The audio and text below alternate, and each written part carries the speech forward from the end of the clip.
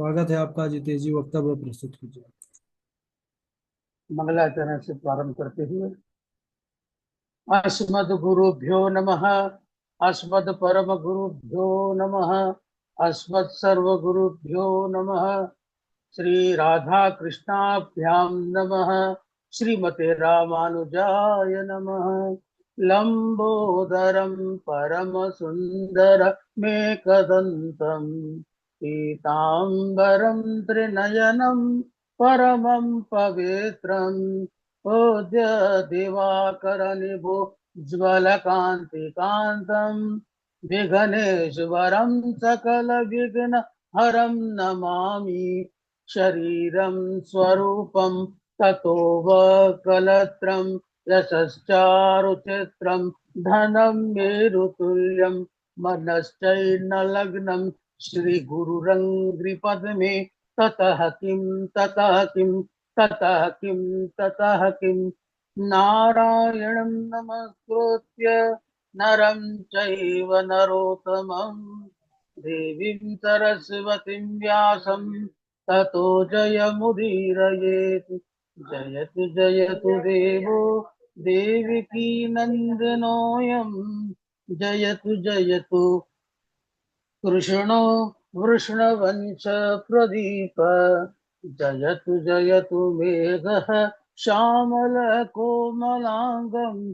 जयतु जयतु पृथ्वी भारनाशो मुकुन्द। कृष्ण त्वदीय पद पंकजपञ्जरान्ते अद्वैव मे दिशतु मानसराजहंस।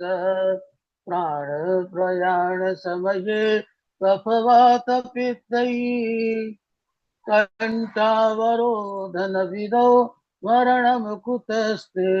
बर्हापीडं नटवरवपु कर्णयोः कर्णिकारम् बिभ्रजवास कनककपिशं वैजयन्तीं च मालाम् रन्ध्राण वेणुरुरधर सुधया पूर्णयन् गोपवृन्दैः।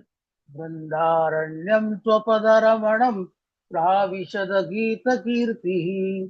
करारविन्दे न पदारविन्दम् मुखारविन्दे विनिवेशयन्तम्। बटस्य पत्र सपुटे शयानं बालं मुकुन्दं मनसा स्मरामि। रामाय रामभद्राय रामचन्द्राय वेदसे रघुनाथाय नाथाय सीताया पतये नमः। अंजनानंदनं वीरं जानकी शोकनाशनं कपीशमक्ष हंतारं वन्दे लंका भयंकरं। मूकं करोति वाचालां पंगुं लंघयते गिरिं। यत्कृपातमहं वन्दे परमानंद माधवम। भक्त भक्ति भगवंत गुरु चतुर्नाम वपुएक। इनके पद वंदन किए नासत विघ्न अनेक। बोले वृंदावन बिहारी लाल की जय। बोले श्रीमद् भागवत महापुराण की जय। श्री सुखदेव जी भगवान की जय। अनंत कोटि ब्रह्मांड नायक अचिंत्य कल्याण गुण गण निदान सर्वेश्वर सर्वाधिपति अकारण करुणा वरुणालय अकारण करुणा कारक सकल जन्य कल्य चापहारक अनंत कोटि कंधर्प धनन जटियान निर्गुण निराकार सगुण साकार जगदैक बंधु करुणैक सिंधु नंद नंदन यशोदा नंदन ब्रज नंदन वृंदावनेश्वर एवं उनकी आह्लादनी शक्ति राधा रमण बाधा हरण वृषभानु नंदन वृंदावनेश्वरी भगवान श्री कृष्ण एवं राधा रानी जी के युगल चरणार बिंदों में दास का प्रणाम। समुपस्थित भगवत भक्त भागवत तथा अनुरागी सज्जन भक्त में मात्र शक्ति भगनी बांधव। भगवान श्री कृष्ण की कृपा द्वारा, अपने आध्यात्मिक, अपने भागवत गुरु की कृपा द्वारा हम श्रीमद् भागवत महापुराण के पारायण की तैयारी कर रहे। वक्तव्य देते हुए राम देशिक प्रशिक्षण केंद्र से परमहंसों की संहिताओं को कथा के भक्ति के रूप में किस प्रकार वर्णन किया जाए, सभी के हृदय के भीतर विराजमान उस परमात्मा को प्रणाम करते हुए, सिया राम मैं सब जग जानी, करहूँ प्रणाम जोर जुगुपा। आइए कथा के पूर्व में संकीर्तन करते हैं। ठाकुर हमरे रमण बिहारी, ठाकुर हमरे रमण बिहारी, हम हैं रमण बिहारी के। ठाकुर हमरे रमण बिहारी, हम हैं रमण बिहारी के। साधु सेवा धर्म हमारा, काम न दुनियादारी से। साधु सेवा धर्म हमारा, काम न दुनियादारी से। ठाकुर हमरे रमण बिहारी, हम हैं रमण बिहारी के। कोई भला कहे या बुरा कहे, हम हो गए रमण बिहारी के। कोई भला कहे या बुरा कहे, हम हो गए रमण बिहारी के। ठाकुर हमरे रमण बिहारी, हम हैं रमण बिहारी के।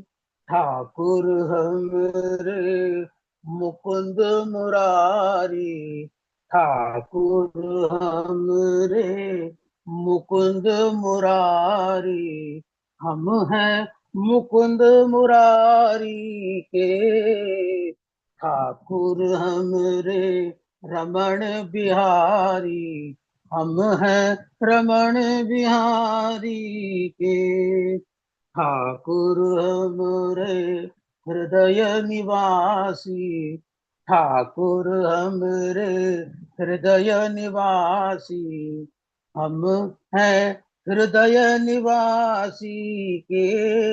ठाकुर हमरे रमण बिहारी, हम हैं रमण बिहारी के। ठाकुर हमरे घट घट वासी, ठाकुर हमरे घट घट वासी, हम हैं घट घट वासी के। ठाकुर हमरे वृंदावन निवासी, ठाकुर हमरे वृंदावन निवासी, हम हैं वृंदावन निवासी के। ठाकुर हमरे रमण बिहारी, हम हैं रमण बिहारी के। बोले कृष्ण कन्हैया लाल की जय।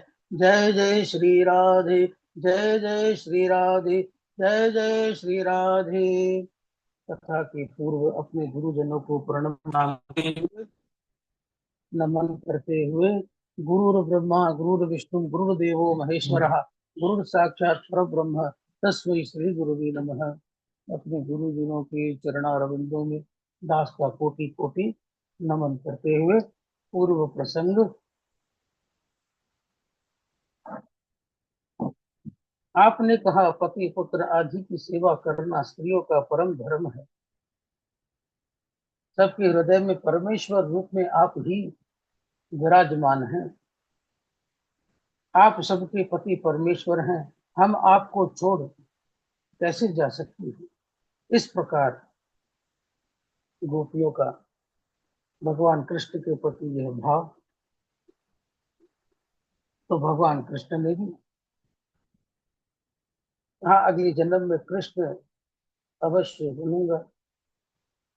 इसी प्रकार ध्यान कर जन्म, अगला जन्म मुझे कृष्ण या गोपियों का प्राप्त होगा। इस प्रकार श्री कृष्ण ने गोपियों की इस व्याकुलता भरे वचनों को सुना तो कहा, आज का प्रसंग आत्मा रामो पैरी रमत, आत्मा में रमण करने वाले भगवान श्री कृष्ण ने गोपियों के साथ रास क्रीड़ा प्रारंभ की। उस समय गोपियों को अभिमान हो गया कि संसार की स्त्रियों में हम सर्वश्रेष्ठ हैं। तब गोपियों का अभिमान दूर करने के लिए भगवान श्री कृष्ण उन्हीं के मध्य से अंतर्ध्यान हो गए। श्री कृष्ण को ना देख गोपियां दुखी हो गई, उन्हें ढूंढने लगी। वट पीपल पाकड़ आदि बड़े बड़े वृक्षों से पूछने लगी, तुमने श्री कृष्ण को देखा है? जब वृक्षों ने कोई उत्तर नहीं दिया तो कहने लगी, ये क्या बताएंगे, इन्हें अपने बड़प्पन का अभिमान है। इसी समय गोपियों ने तुलसी को देखा, उससे पूछा, तुमने श्री कृष्ण को देखा है? जब तुलसी ने भी कोई उत्तर नहीं दिया, कहने लगी, यह क्या बताएगी, यह तो हमारी स्वप्न है। श्री कृष्ण का अन्वेषण करती करती गोपियां उनमें तन्मय हो गई और श्री कृष्ण की लीलाओं का अनुकरण करने लगी। एक गोपी पूतना बन गई, दूसरी कृष्ण बनकर घुटनों के बल चलने लगी। एक गोपी मुरली लेके मटक मटक कर चलने लगी और कहती है, देखो कृष्णो हम पश्यति गतिम, मैं कृष्ण हूँ, मेरी चाल तो देखो। एक गोपी ने अपनी ओढ़नी ऊपर उठा ली और कहने लगी, देखो मैंने गिरिराज को उठाया है, आप सभी नीचे आ जाओ। इस प्रकार श्री कृष्ण की लीलाओं का अनुकरण करती हुई गोपियों ने वन में एक स्थान पर श्री कृष्ण के साथ किसी और गोपी के चरण चिन्हों को देखा तो कहने लगी, अन्यायाराधितो नूनम् भगवान हरिरीश्वरः, यन्नो विहाय गोविन्दः प्रीतो यामनयदहरः। निश्चित ही यह श्री कृष्ण की आराधिका श्री राधा रानी है, जिनके प्रेम के कारण श्री कृष्ण ने हमें छोड़ दिया। श्री राधा रानी ने गोपियों के इस विरह को देखा तो उनके हृदय में गोपियों के प्रति दया भाव जागृत हो गया। उन्होंने लीला करते हुए कहा, मैं थक गई हूँ, मुझसे अब और नहीं चला जा रहा। यदि आपको कहीं ले चलना है तो मुझे अपने कंधे में बिठलाकर ले चलिए। श्री कृष्ण ने कहा, आप वट वृक्ष की डाल पकड़कर मेरे ऊपर चढ़ जाओ। जैसे ही पेड़ की डाल पकड़कर राधा रानी श्री कृष्ण के ऊपर चढ़ना चाहा, श्री कृष्ण अंतर्ध्यान हो गए। राधा रानी ने श्री कृष्ण को नहीं देखा तो दुखी हो गई, रोने लगी। हा नाथ रमण प्रेष्ठ क्वासी क्वासी महाभुज, दास्यास्ते कृपणायामे सखे दर्शय सन्निधिम। उनकी एक एक शब्द से एक एक देवालय प्रकट हो गए। जैसे ही उन्होंने नाथ कहा, गोपीनाथ प्रकट हो गए। रमण करने पर राधा रमण प्रकट हो गए। पृष्ठ कहने पर राधा वल्लभ प्रकट हो गए। और जैसे ही महापुज कहा, बाके बिहारी जी प्रकट हो गए। गोपियों ने राधा रानी को देखा तो कहने लगी, श्री कृष्ण हमें छोड़कर गए, कोई बात नहीं, परंतु आपको छोड़कर नहीं जाना चाहिए था। वन में जहां तक चंद्रमा की चांदनी छिटक रही थी, गोपियों ने वहां तक श्री कृष्ण को ढूंढा। फिर सोचने लगी, हम श्री कृष्ण को जहां तक ढूंढेगी, श्री कृष्ण हमसे बचने के लिए उतने ही आगे जाएंगे। उनके पैरों में कंकड़ पत्थर कांटे चुभ जाएंगे। यदि उन्हें मिलना होगा तो यमुना पुलिन में ही मिल जाएंगे। सभी यमुना पुलिन में आ गई और एक साथ समवेत स्वर में गोपी गीत का गान करने लगी। यह गोपी गीत कनक मंजरी छंद से निबद्ध है। कनक का अर्थ होता है धतूरा। जैसे धतूरा खाने में नशा होता है, उन्मोद होते हैं, मादकता आती है, उसी प्रकार गोपी गीत करने से श्री कृष्ण प्रेमोन्माद की प्राप्ति होती है। सभी गोपियां एक स्वर में गोपी गीत पाठ करती हैं। जयति तेधिकं जन्मना ब्रजः श्रयत इंद्रा शश्वदत्र हि दयिति तदृश्यतां दिक्षु तावका स्वतईदृतावसा त्वां चिन्विते शरदुदाशये साधु जात सरसि जोदर श्रीमुषादृशा सुरतनाथ ते शुक्लतादि शुक्लदासिका वरत निघ्नतो नेह किं वद विषजलापयात् व्याल राक्षसात् वर्षमारुतात् वेदयुक्तानलात् वृषमयात्मजात् विश्वतो भयात् ऋषभते वयं रक्षिता मुहुः न खलु गोपिका नंदनो भवान अखिल देहिनां आत्मरामदृक् विखन सारथितो विश्वगुप्तये सख उदीयवान सात्वतां कुले। हे प्यारे श्याम सुंदर, जब से आपका जन्म इस ब्रज में हुआ, इससे इसकी महिमा वैकुंठ से भी अधिक हो गई।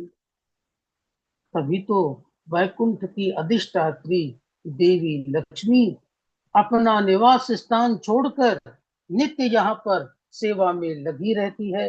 प्रभु, आपको हमें जो सजा देनी है वह दीजिए, हम आपकी बिना मौल की दासी हैं। यदि आपको हमें मारना ही था तो यमुना की विषैल जल और इंद्र की मूसलाधार वर्षा से आपने हमारी रक्षा क्यों की?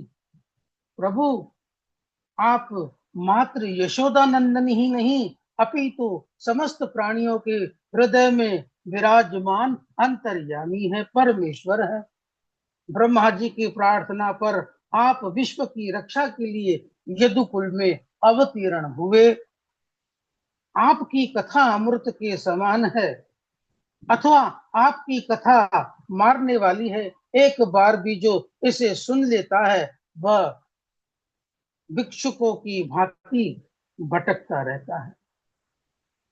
प्रभु आपके चरण अत्यंत सुकोमल हैं, इनमें हम अपने कठोर वक्षस्थल पर रखने से भी डरते हैं।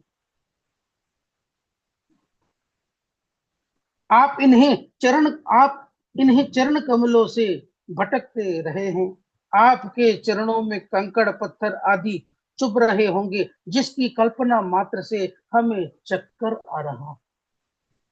प्रभु, हमारा जीवन आपके लिए है, हम आपके हैं। श्री कृष्ण के दर्शन की लालसा से गोपियों ने एक साथ रुदन किया। तासामाविर्भुक्तोक्षरीः स्मन्मान मुखाम्बुजः पीताम्बरधरः सृग्वी साक्षान्मन्मथमन्मथः। उसी समय पीताम्बरधारी भगवान श्री कृष्ण मुस्कुराते हुए गोपियों के मध्य प्रकट हो गए।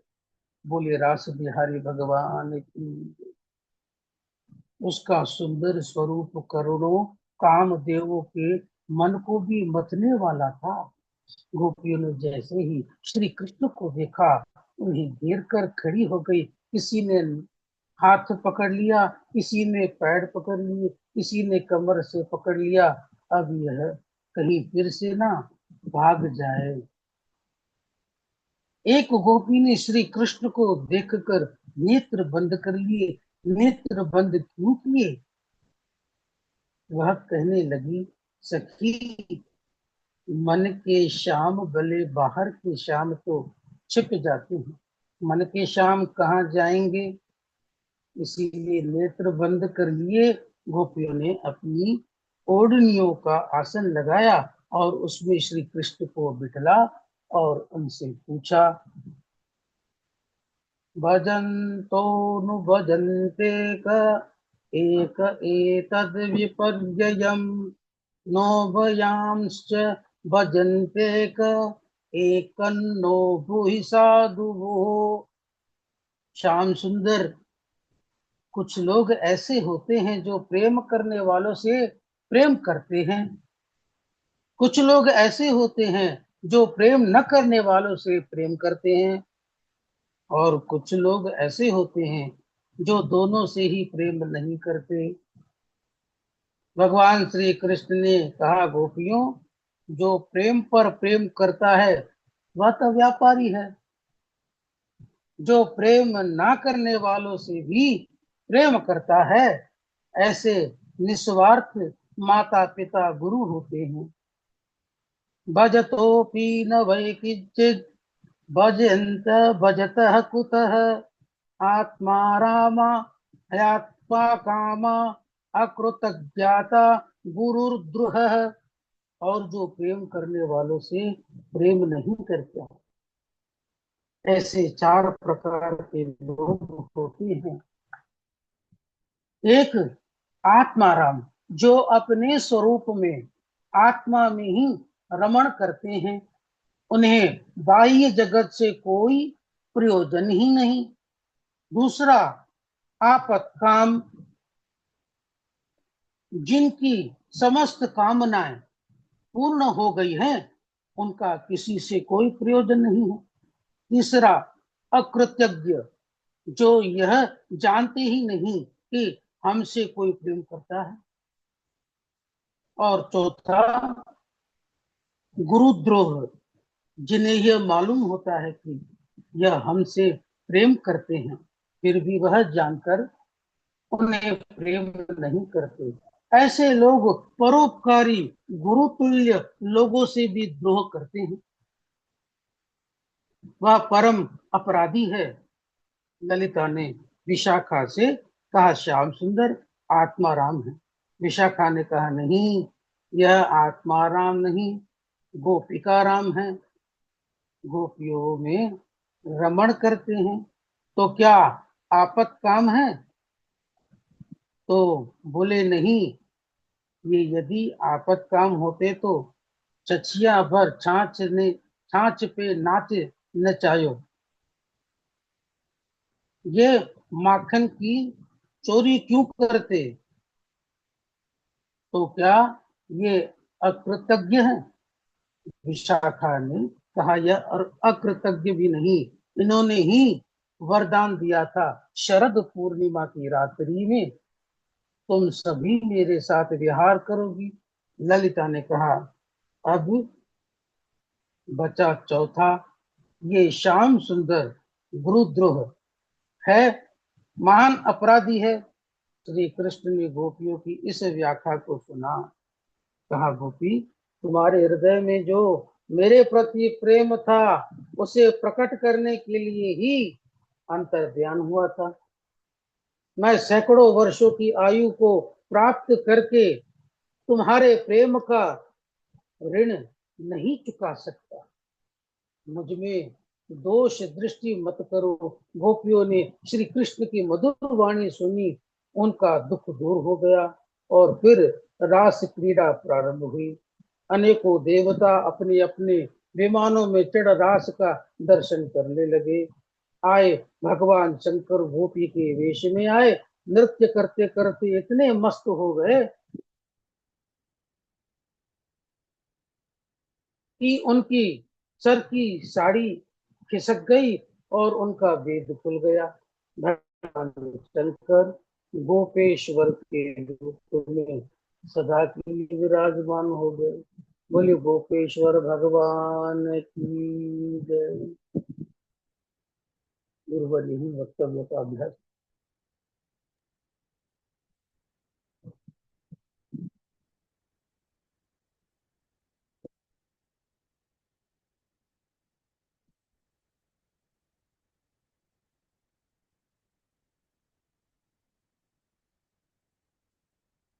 हमारी आवाज नहीं पहुंच रही थी अभी, है ना?